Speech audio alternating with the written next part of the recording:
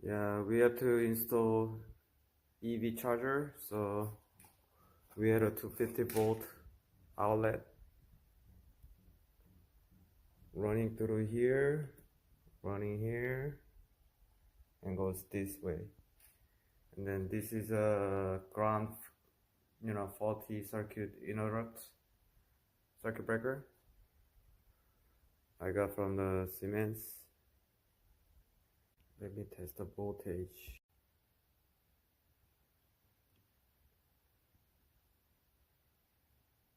Yeah, I'm getting 246 voltage to the outlet. Let me test the outlet voltage too.